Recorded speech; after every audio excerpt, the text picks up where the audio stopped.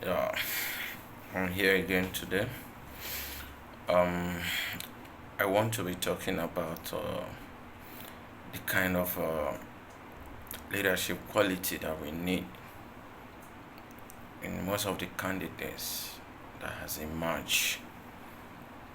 I want to share my ideal kind of leadership that I want because your car would not spoil and you'll be looking for a doctor to come and fix your car. No, you need a mechanic to come and fix the car.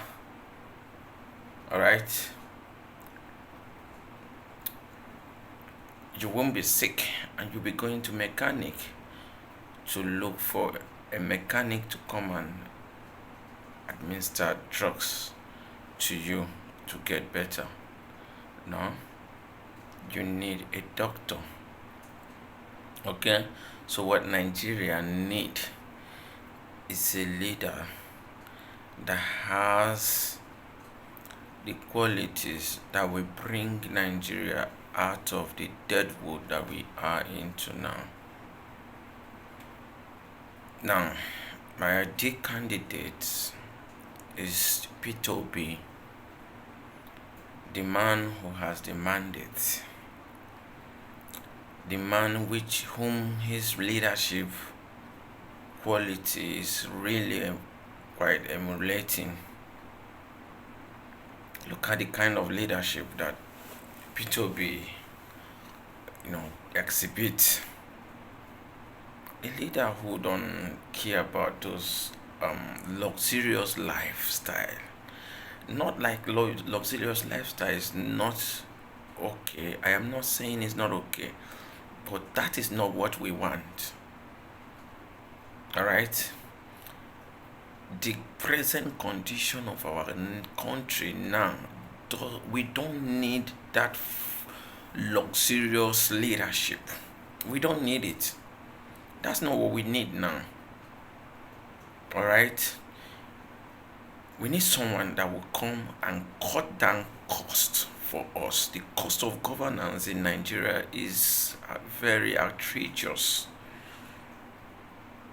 It's very, very outrageous. And with the debt profile that we have, we don't need that. We need to cut down cost in order to be able to come out of the position where we are.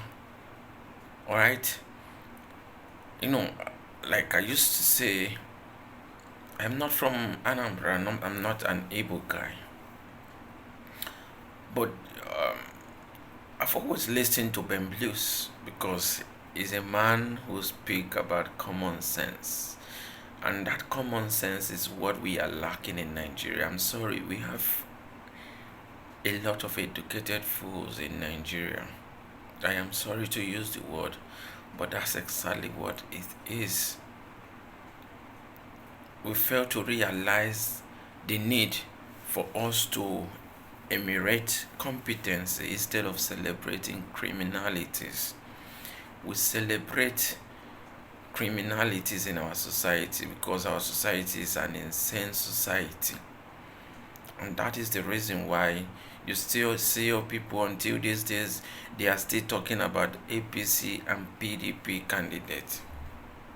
I'm sorry, they might be good in other uh, you know other areas, or maybe after Nigeria has been fixed and uh, the system is conducive enough for people like them to enter, because when they enter, do the wrong thing, then they will receive the hit. But right now, you can do anything and escape it currently, the way the level of impunity in Nigeria and with our draconian laws is, right.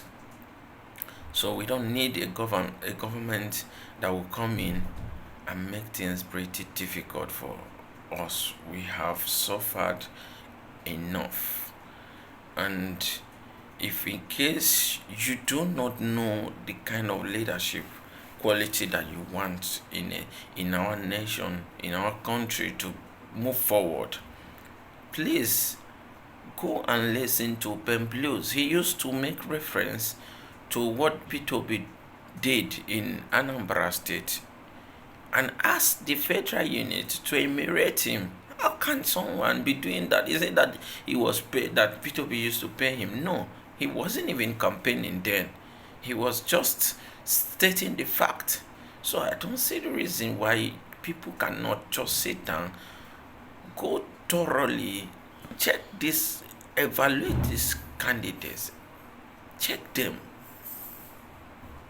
and see if these are the kind of candidates you want. See, the future of our country is at stake. We need political stability in this country. The level of insanity is crazy, is preposterous. The society is going haywire. You see a lot of psycho dysfunctional milo crap. You see a lot of antisocial misbehaviors. This is not what we want. We want a better Nigeria. A Nigeria where nobody can become somebody. A Nigeria where someone will graduate and get job based on merit, not based on connection or contacts.